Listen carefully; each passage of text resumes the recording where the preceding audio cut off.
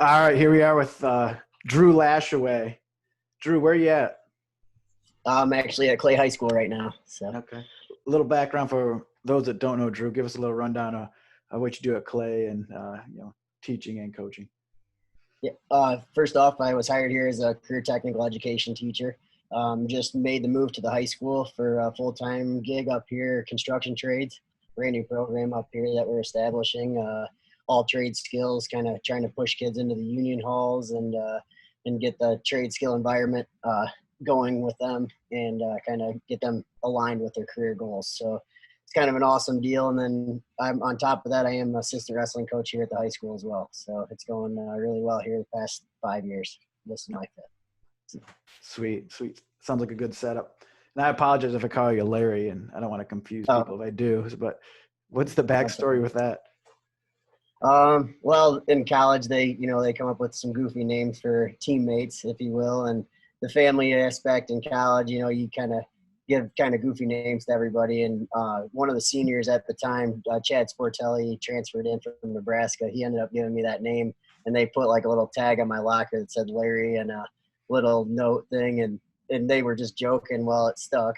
And throughout my college career, they would just call me Larry Lashaway, and that's kind of how that whole thing went about. It was just a joke at first. So Gotcha. So I apologize, but it's a habit, I guess, if I do call you Larry. that's fun. So you got quite the coaching experience. Give us a little rundown of your coaching progression, as you graduated Kent. And, did you know right when you were graduating from Kent, that's what you wanted to do? Just walk us through the progression. At the time, I always wanted to be involved in the sport of wrestling. It's done a lot for me in my lifestyle and where I'm at today. So I kind of wanted to give back to that aspect. And coaching was definitely something on my mind. When I graduated my undergrad in in the College of Technology, Bachelor of Science Technology, I had kind of a background in teaching as well.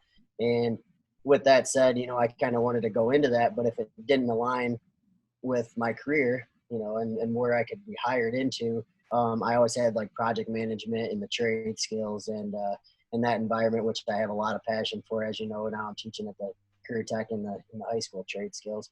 So I had kind of a fallback plan if the teaching and coaching didn't work out, because let's be honest, teaching and coaching, it's great if you can get a job. Like, I'm grateful for this job.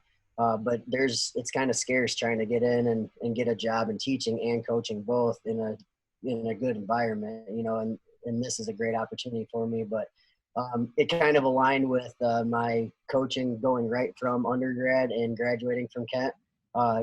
Jim and Tracy ended up contacting me. He said, "Hey, what do you plan on doing? What do you want to do? You want to be around?" He wanted me to be a part of the program still, and it was at the time, heck yeah, I'm going to be a part of the program. I love it here. I invested a lot of time in that program and an area. I thought, why not? It's a great thing. I had Danny Mitchell as my roommate. He was a year younger than me. Love him like a brother. And I thought, and Nick Bedleon as well, our 1-2-3 punch there for a while. And I didn't want to leave those guys kind of behind when I graduated. I really wanted to help them reach their goals of All-American status and kind of MAC championships, which they both ended up doing. But yeah, it was just a no-brainer when I was asked to become a grad assistant, if you will, on the staff, volunteer grad. So it kind of worked out in my favor.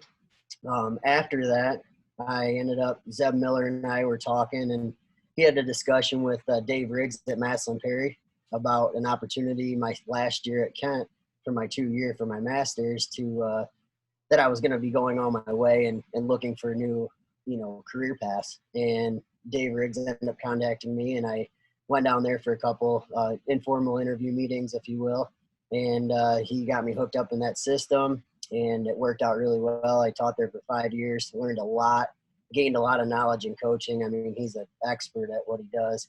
And, I had a blast. I met my wife in that area. We ended up moving back home, which I'll get to later. But we ended up working out, and we won a state title in 2014. I was named national. Both state titles, right?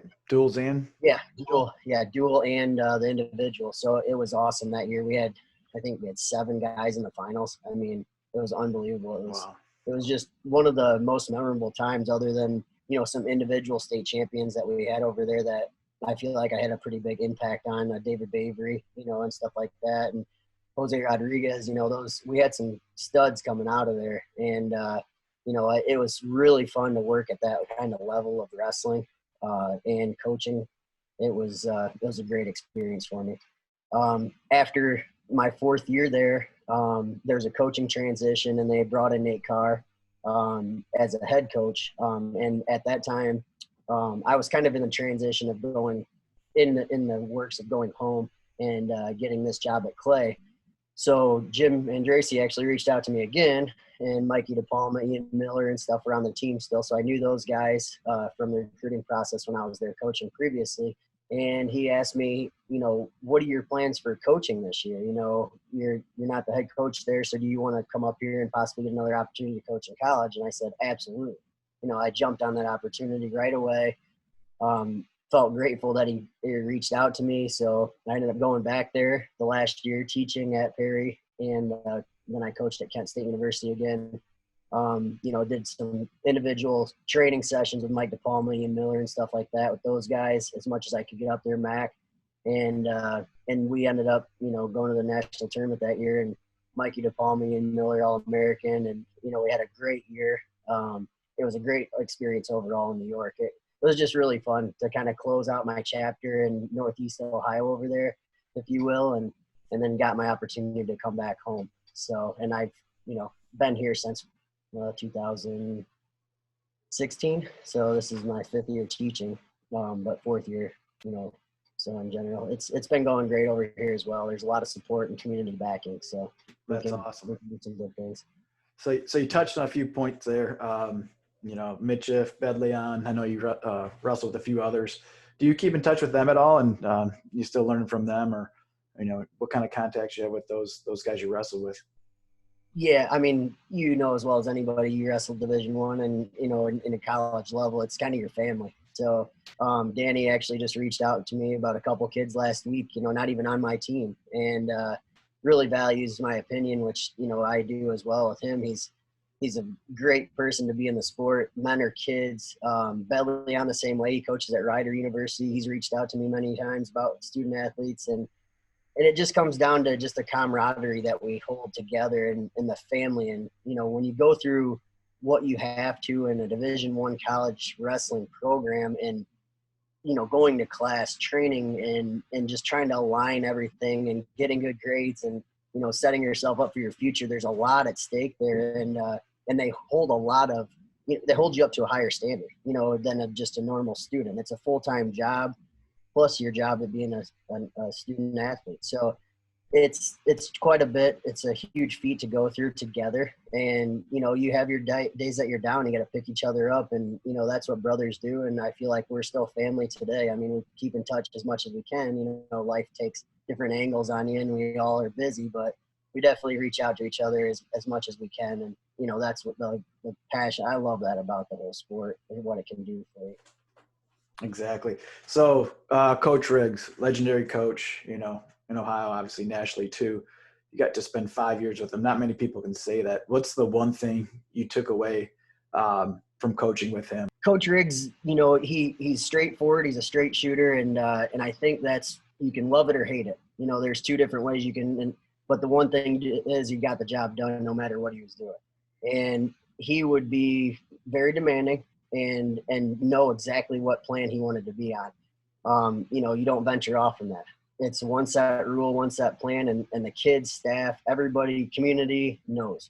When he was running that program, it was this way or no way, basically. But hey, it worked. And that's one of the things, that I kind of took from that program and Dave Riggs personally is, you can't veer from the plan. The plan's the plan. You got to stay on track. It's kind of a military mindset, if you will. But the main thing is you have to build relationships to have the kids trust you, because if they don't trust and you don't build a relationship to have them work or fight for you, you're never going to get the outcomes that you would like. And, that's kind of something that I will always hold dear to my heart, because the kids bought in. I mean, there's no way that we could have won the state titles and did what we did with the kids that we had unless they would have bought into the program and what we were exactly trying to do. we had great assistant coaches there when I was there at that time, which kind of helps back the head coach. And Dave always aligned our kids with the toughest, the best, and the role models that we want to surround our kids with. He always would try to strive for those with assistant coaches. And I think that's another thing that in the future, I do want to do. If I ever take over a program, I would like to align my assistant coaches and role models for the kids and mentors the best I can, because that's the main drive. You can't do it all by yourself. This sport is, programs are too demanding for just one person. Exactly. So what's the coaching in Northeast Ohio, for several years, obviously the college and high school level, now Northwest Ohio, what's the biggest differences you see between those two? Kids are kids, that's the same. But the program wise and culture wise, I would say is a little different. Now, with that being said, the culture of Northeast Ohio, it's embedded in every community. It's more plentiful, I would say, like with wrestling, and everybody just assumes, hey, you're a wrestler. There's a lot of programs over there that have great wrestling programs and are driven by that. Community district support is always there. It seems like over on Northeast Ohio to do great things in the sport. And there's a lot of backing from alumni over there and stuff like that. Now, shift gears in Northwest Ohio, I'm kind of biased. I'm from Northwest Ohio. And, there's great wrestling over here as well. Don't get me wrong. There's great wrestling. Clay, I think, is pronounced. We're doing all right. We're doing good on the state level now, trying to get these guys to state and, state champions caliber, team growing every year. Perrysburg's coming up in the rankings now. There's a lot of good things happening. Delta's always been good. Wasion, there's always teams that are doing great things over here, but I don't think it's not as plentiful as, going over to Northeast Ohio. There's not as much depth, I would say. And that's not to say anything bad about other programs. I don't want to be coming across like that, but the depth, you can tell by the state, what happens in the state every year, who places in the state the highest, what teams are placing on the top 10 board every year.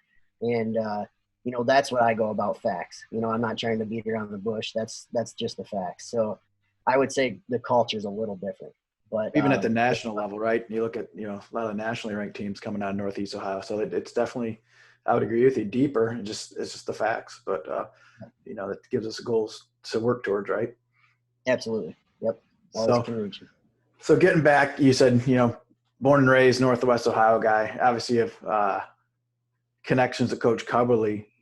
Walk us through that whole relationship and, how you were brought back to Clay and that whole relationship from Eastwood to Clay and how that, progressed. Yeah. So Coach Cubberley, he's like my second dad, basically, my mentor.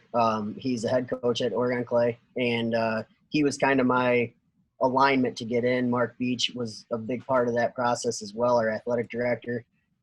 They actually reached out to me when I was at Perry at the state tournament. I think it was 2 years in or 3 years in. And they said, hey, you need to come back home. You need to coach with us. You need to be a part of our staff. And you just need to be home, for family. And I said, I'd love to, but the career wasn't there. The teaching position wasn't open. And I said, I have to align my career first. Coaching's great. I love it, but it's not my livelihood. It's not what I'm going to have to support my family.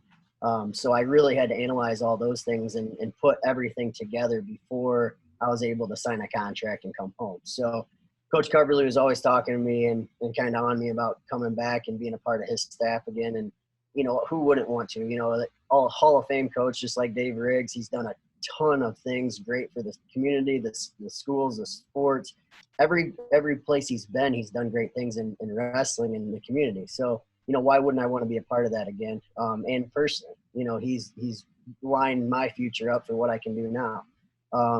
High school, all the way down through youth level at Eastwood when we were there. I mean, he took the reins and basically like Coach Riggs, he set a plan out, and it was one plan for everybody, and he didn't veer off that plan. He had 100% community buy-in and parents that supported what he was doing and knew it was the right pathway to be successful for their kids and give opportunities like myself and Ryan and Eric and Ben, everybody, Kent Smith, all those guys running through there that got opportunities for college scholarships was directly related to what his drive was for us and his motive the whole time. So, that's one of the main things that I said to myself when I was looking and analyzing at coming back is, I need to give back, to him, help him out in his program and do it on that because I need to give back to him. It's just a simple fact. You give back to the people that gave to you.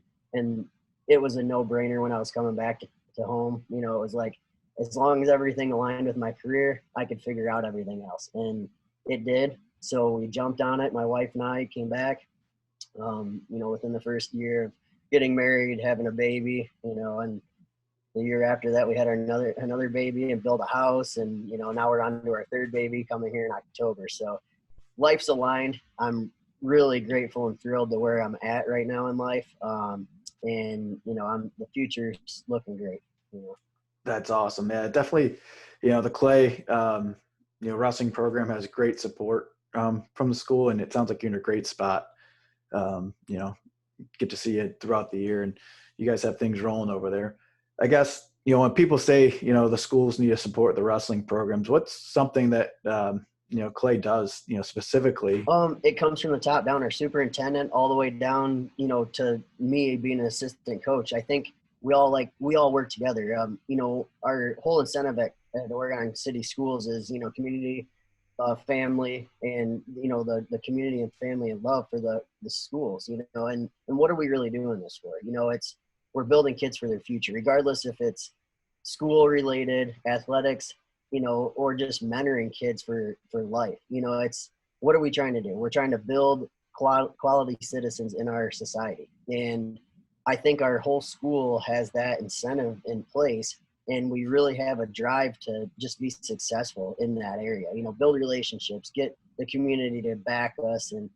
And we have that, it's kind of, when I was hired here, it was almost like I almost felt above the caliber that they were hired. They put me on a pedestal, and I don't like that. I like to be down below. I don't want to be, this is the main guy we wanted to bring in and stuff like that. And I'm like, hey, guys, I'll help as much as I can. I'll do everything I can for the program, but, I don't want to be everybody together. It's a family. We don't do this. It's not one side. Everybody drop the egos or, and there is no, we're all working together on this staff and in our community and in the schools, that it's fun for us. It's not a competition amongst the whole family. It's a one working together, which is really cool and it's fun. So, I mean, that's kind of what I loved about coming to the school when I was hired. Everybody's working as one. It's one unit. So that was fun. So, with Coach Cubberley, brought up, through him, he's your coach now, coaching alongside him. How do you guys complement each other? How do you guys work together, with your strong suits or, where your opportunities are? How do you guys work together? Well, we work together. I was born and raised in his program. So we think we're very like-minded. I mean, we think the same on how we're going to get kids to perform. I'm kind of old school, but yet have the young, kind of bond with the kids. And I'm hardcore. I'm all about fight, hard work, and getting after it. There's no big technical secret with my coaching style. It's more or less, let's put our nose to the grindstone and go after it. And Coach Cubberley is the military mindset. He was in the Marines, and it's no excuses, guys. Let's get after it. Let's get to work. And there's no substitute for hard work. And if we're not going to beat you with technique, we're going to beat you with hard work. And, you can win probably 95% of your matches just based on work ethic and the fight. So, that's our whole motive, to get our kids to break through those barriers and comfort zones, and not that we're, putting abusive structures in our style of wrestling, but wrestling's wrestling. There's no big secret about wrestling. You just get out there, you got to fight for everything. The guy's trying to take something from you. You better go out there and grab it and earn it. So it's, that's what's fun. The one thing that I had to kind of work through, if you will, when I first got here was juggling, hey, he's my colleague now, not my head high school coach, or it's Right. my mentor, but he's like, I put him way up on the top of this pedestal, and I didn't know how to gauge that. I was kind of nervous around him still, like an athlete would be around a head coach, and now it's becoming like the brotherhood of a Right. coaching It's family. easier said than done. You're trying to get the respect of the kids too. As a coach, right? You don't want to be looked at as, the new guy either. So it's a balancing act. Yes, absolutely. So, obviously you're a family guy. You talked about your family and your growing family. I guess talk a little bit about that, because we know it's a family commitment. I guess your parents talk about, how you got your start in wrestling, and I guess that whole start. Yeah. Well, I watched a couple matches at the school, of course. When you're a part of an Eastwood district, you kind of watch a little bit if they're having like a dual meet at home, and you just so happen to look at it. And my cousin at the time was wrestling at a nearby school, and I ended up going to one of his matches, and I'm like, hey, that looks kind of fun. I was always the energetic kid and couldn't sit still, and always, hands on. My sister and I would get into, my sister's older, so we would always get into little tussles at home, and mom would always try to keep me controlled, if you will. And she's like, well, what better way than to put my son in wrestling? That's hands-on. He'll get his energy worked out of him. And a flyer went home. Cubs would send out these flyers every year from Eastwood to all the elementary schools, because at that time it was all separate elementaries. And I ended up taking one home and signing up that year. And I believe I was 5 or 6, I forget the exact year I started. But we just did the seasonal thing. It wasn't like my dad actually never wrestled. My mom was in a couple, sports. My dad was more of a mechanical guy, trade skill guy, which I have the passion for now with the construction trades. But it was a really good balance. I wasn't pushed. I wasn't forced into it. I like I said, I did it seasonal up until junior high. And then that's when, or moving into junior high season, 6th grade on up, I started going to camps in the summer with Cubs. And then I started getting more involved in the off season stuff. But my parents and stuff, they were always really supportive, always would come to everything. And no matter what I wanted to do, my dad would find a way to pay for it and work extra side jobs and whatnot. But it was all in return of how hard I would work and how important it was for me. If I would just go through the motions, he wasn't going to do that. My dad was, a straight shooter, and he said, if you're going to do this, you're committed, and this is what you're going to do. And, I made it important enough to commit. But, family support is a huge thing in wrestling. You know how demanding it is. I mean, yourself. So were your parents a lot on the same page, or, was one good cop, bad cop, or what? I guess 2 things you took away from your parents. I know my parents were a lot on the same page, but, they definitely had different impact and views on youth athletics. I Yeah. guess. My parents never really pushed the sports issue, too much. I was a kind of a farm kid. We have hobbies and different things, and we did a lot of stuff together as a family other than sports that kind of helped balance my life out. But mom, she baby. I was the baby of the family. I'm not gonna lie. So she would baby me a little bit, and dad would always, he wouldn't be stern, but he would tell me, this is how it's gonna be, and then we'd go through it like that. And you know, that I think the balance of that. But no matter what my sister and I did in life, I can say that that's the one thing that I can look back on, and still today. I mean, we live on the same farmland, if you will, and there's still 100% backing on everything we do. You always have your failures in life, or failures you think they're, that didn't come together like that you think they should have. But they're always there to support me and always back me on the things that I've done, and I'm really grateful for that. I wouldn't be where I am today without the love and support they had for me. Right. With sports and everything. So you have that upbringing. Now you're having your own children. I'm sure you're eager for them to get involved in the sport. As a coach, for these new parents that maybe on the fence, new parents to the sport, what do you say to them? It's a big time commitment for them, but the payoffs in the long run are huge. What do you say to a new parent that is thinking about putting their kid in wrestling? I'm sure you have them every year up at Clay. What do you say to them? The main thing that I'd love to get across to youth parents nowadays, and this kind of piggybacks off of other people saying on podcasts and stuff like that, Askren's been talking about youth wrestling and stuff like that, not pushing their kids.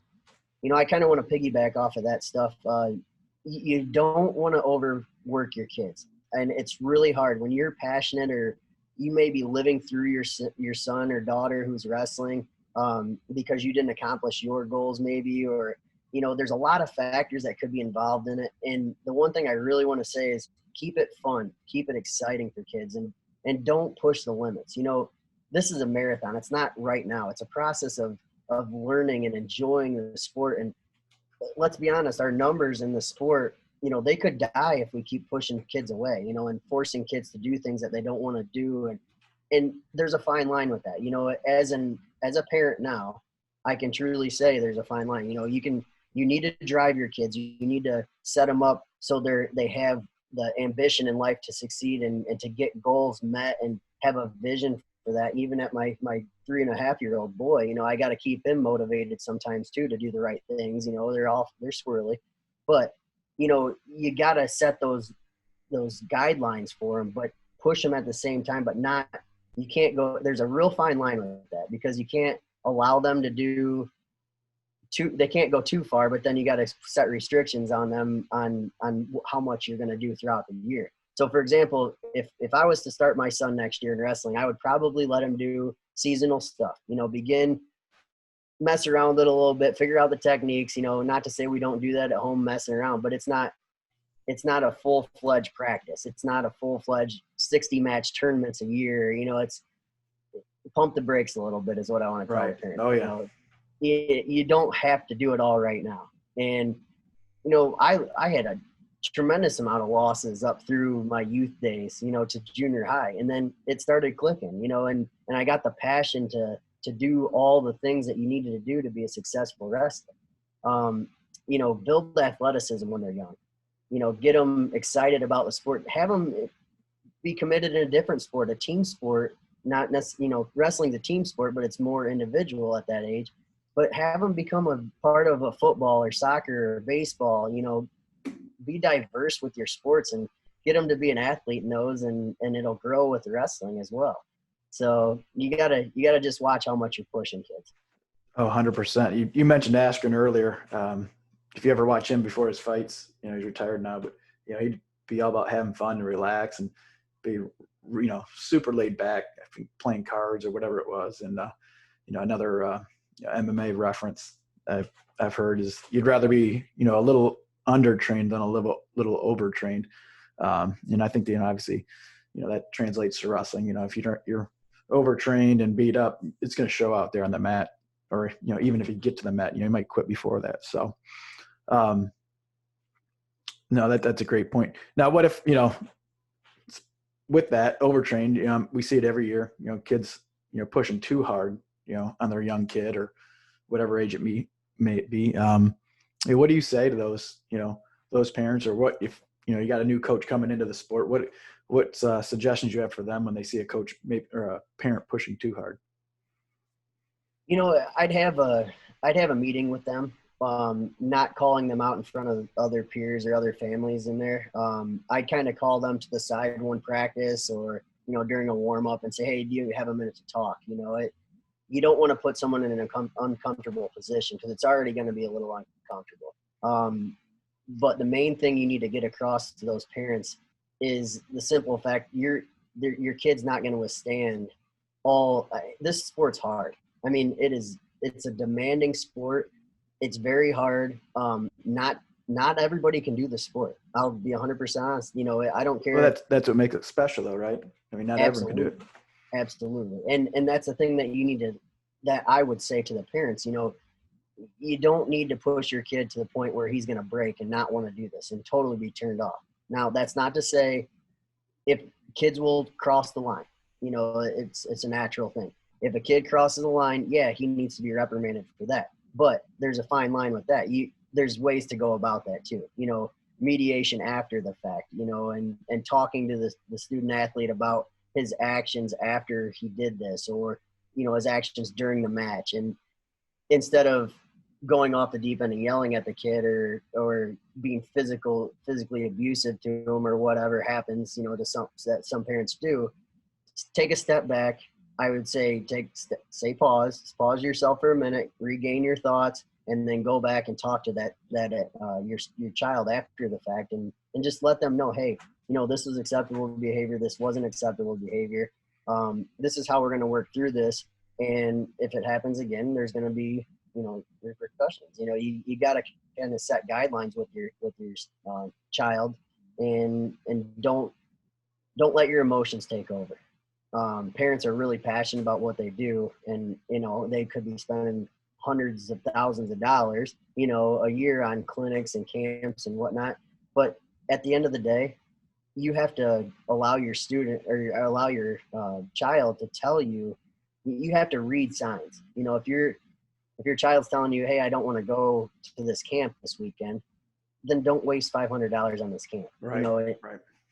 You gotta know your child, and they will try to pull fast ones on you. I get it when I've been coaching for years now, and they'll be they'll suck you in and then tell you excuse, and you think it's real, but then you come back a month later and figure out Johnny was playing with his buddies that weekend instead of doing a family vacation. Right. So there's a lot of things that can be contributed to false excuses, if you will, but you just kind of balance that out, and I guess it comes with experience, but that's for us as coaches to help guide our parents. We have to be the voice to our parents too. Communication's key, and if we don't have an open line of communication with our parents and talk them through those situations, it could affect the whole program. And because other people say witness that stuff, and it could be a trickle effect. I don't want to be a part of that program because this so-and-so dad's acting crazy, and it puts a bad name on our program. Right. Right. So that's kind of things you got to balance and weigh the outcomes of what could happen if you let that progress all season long. Right. So we all have setbacks, whether it's competing or coaching, whatever it may be. What's, I guess, one of your biggest setbacks that you've learned from? No one's been perfect at, wrestling or coaching. What's one of the biggest setbacks that's kind of fueled you or, shaped you into who you are now? I would say the Ncaa Tournament my senior year. I had aspirations to be an All-American. There's no doubt about it. I was, ranked to be an All-American, and beat a couple high caliber guys that year, many of them throughout my career. And I just felt like my whole year was going great. And then, I ended up winning my first two matches, beating 5th seed second round. And that interview, by the way, after, was it with Bader? That's still one of my favorites. It's pretty with my black eye. Yeah, it's pretty passion filled. Right off the mat, still sweating. It's pretty awesome interview. I love it, but that's the moments that I embrace. It's not. I guess outcomes aren't necessarily what shapes your life. I'll be 100% honest with you. When my aunt would send me all your articles, Jared, in high school with you, 4-timer, this and that, and I'd have them posted in my wall. You're a Northwest Ohio guy. Right. I was Northwest Ohio. I'm like, man, I got to do that. Like, that's my goal. Like, that's what I'm going to do. And, that's cool I didn't reach my goal as a state champion until my senior year. But, my goal is to be a 4-time state champ, just like you were in high school. And that was one of those things that I always hung up on my wall and kind of dreamt to be. And you were Eastwood's first state champ, correct? Yep. Wow, 2004. That's pretty cool. So it was like I said, my high school ended like it was planned, if you will. I had a great season and I won that title for Cubs as first state champion for them. And, that was an amazing experience. And going off of that, that acceleration at the end all the way through college, I was thinking, this is going to be a good opportunity for me to All-American. I can have my name on Kent's wall for the rest of my life other than being a MAC champion. But, and MAC titles are awesome. But that NCAA All-American status, at times it does get me a little bit, when I'm going back through and, my wife ended up getting us tickets to Pittsburgh and we watched the NCAA tournament. And when that blood round came into effect and I'm sitting there getting antsy and she looks over at me, I'm getting my hands start sweating and I'm like, she's like, are you okay? I'm like, yeah, I'm okay. But it's just, it's too fresh still. Like, I'm still young in the competitive mind and I'm so far off. I'm retired 100%, but you get that competitive, right. edge again.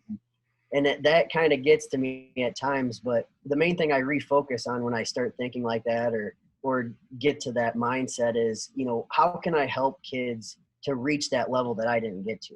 A prime example was when I stepped back into the college room the year I was at Perry, my last year over in Northeast Ohio. Mikey DePalma and I were training quite a bit that year. And Mac McGuire, all those guys that were in there. Well, those guys had aspirations of doing something that I didn't get as my goal. And that drove me more to see them All-American that year with Ian and Mikey DePalma. But Mikey specifically, he went out there and he became All-American and he was beating really good guys, but he wasn't on the map until that year, really. He came from Edinburgh, transferred in. And, I feel like we made a great bond. We made a great connection. And I kind of helped mentor him through that process. And that, to me, is by far a better memory than me becoming an All-American, being on that wall. To have that guy do that and me being a part of that and, the hugs and, celebration afterwards, that feeling of him doing that was like no other. So, I firmly believe things happen for a reason. It's not up to us. It's higher. So I don't think that set me back, if you will, or was a failure because I can impact somebody else now based on my experience. Well, let's face it too, right? In the consolation, you lost to a future Olympian. So it's not like you had an easy path to get on that podium either, right? No. And that's, it was tough, but all excuses aside, I don't like to place blame or whatever, or make excuses, but it was, anytime you go to a Division I NCAA tournament, there's freak athletes. Nothing that's like that tournament, right? Yeah, that's the pinnacle of all tournaments. You've been there, you've wrestled in it. Those guys on any given day, other than the freaks, at the top, they could trade spots in that ranking. That ranking doesn't mean anything. Not a thing. I mean, so you could be in a pigtail with an unranked guy. He can walk his way all through All-American status. I mean, it happens every year, right? Yeah. So, number one seeds get knocked off first round. It's just wild. That tournament, you better be on. From the time you step on that mat, you lace up your shoes, you better be on every second of that tournament. Or that's just the level of skill set in that tournament. Right. So, it was a great experience, my 2 years down there, and I would not trade that by any means. I mean, wrestling in front of 20 or 18,000 people and just those brand new NCAA Res Light mats. I mean, there's no better feeling than that whole atmosphere. I mean, It's just amazing. It's pretty cool. So, nothing like it. As a coach, kind of changing gears a little bit, what's one thing, if you could change about, let's just folk style wrestling, what's one thing you would change if you could change it? Stalling. Okay. 100% stalling. What would you change about it? I like the college rule, giving them the point. Basically, if you call stalling, the other kid should get a point. Now, I get both aspects of this. We're teaching high school kids. It's not college, but abusing the stall call, for injury because you're not in shape, really, really bugs me. Now, if it's a legitimate injury where the kid clearly has a bone protruding or a shoulder out or something like that, but how do you gauge that? LeBron James is the best actor in the world when it comes to this stuff in the NBA. And how do a kid can act just like that, based on his acting skills. So how do you gauge that as a referee? You can't. How do you gauge it as a coach? It's kind of hard for me sometimes to analyze. That's why I'm not a physical trainer, to analyze injuries. I just assume sometimes that a kid is, maybe he's just playing the system. He doesn't want to work hard today in practice. Right. And then, until we get an assessment through a physical trainer or our doctor, then you actually know. But sometimes kids will pull fast ones on you because they don't want to work that day. We all have those tendencies, but it'll happen. So with that aspect, I think the stalling thing is really what bugs me the most, if it's not used legitimately. And it's kind of used as a crutch, because I've seen a lot of kids, prime example, you're going into overtime, for example, and the kid's dead tired. Right. And our kid's ready to go. He steps on that line, he's waiting for him. The kid's walking back, and next thing you know, he throws his finger up. That right there irritates me to no end. if we're going into overtime, you throw your finger up like that, and the ref, and you see that, And I there's say match over. no clear, injury, right? That's definitely different than getting slammed or posting the wrong way, right? So that I don't know how you'd work through that or how Yeah, it'd be a you can't. process. Yeah, Yeah. I don't know how you'd figure out how to figure that. I don't know. You can't change that rule. I get it, but Right. that's just one Ways thing it just takes time, right? It's not something you can jump right in at the high school level, but it's possible. Yep, hopefully. You have any favorite wrestling follows, social media or podcast? What do you kind of on your downtime? I guess when you have downtime, I know you got the kids and teaching and coaching. Like, what do you like to do or listen? Yeah, well, downtime with Zeb Miller, of course, because he's my buddy on Facebook. So I mean, Zeb posts some crazy stuff, and with families and stuff, I always like to keep keep in contact with him via social media, like videos and wrestling stuff on there. So it's kind of nice to have him as a friend. So that kind of helps out. I don't have a Flow account. My wife's a budget queen. She won't let me purchase it. So I don't have that or, stuff like that. But no, I kind of try to limit myself on social media, if you will. There's good things and bad things. You can get really sucked into negative stuff on social media. And I think positive things, accolades, events like OAC stuff, stuff that's promotion to the sport in a positive way. Absolutely put that out there. Camps that provide a good service to our kids, programs that are doing some highlighted new level things that could benefit little programs that don't know much about that experience or type of coaching philosophies. That's great stuff. Podcasts like yourself now, that this is all great things to promote the sport of wrestling and grow it. But like I said, I don't get wrapped up in rankings. I don't get wrapped up in yappy. I don't get wrapped up in, that sort of stuff doesn't matter. I can only control what I can control. Mm-hmm. And that's my system, my culture that we have here. And, it's not something that I want to kind of venture out. You stress out about stuff like that. You put negative thoughts in your head and it's not something that I want to add to my life. My life, I want to stay positive. I want to focus on the things that are important to me, like helping these kids, my family, my teaching job, and kind of focus on that stuff other than clouding my mind with things that are negative and meaningless. And don't really, yeah. And you can get caught up in it. I have personally, I've gotten caught up in the negative media. I mean, you don't. We all are. We all have. We're human. Yeah. So I just try to stay positive, do the things that I can control in life, and try to be, make my life as happy as I can. So for my kids' sake and my family. No, well, thanks for your time today. That definitely some good conversations. Looking forward to having you back, and looking forward to talking, seeing you soon. Yeah, sounds good, Jared. Thank you.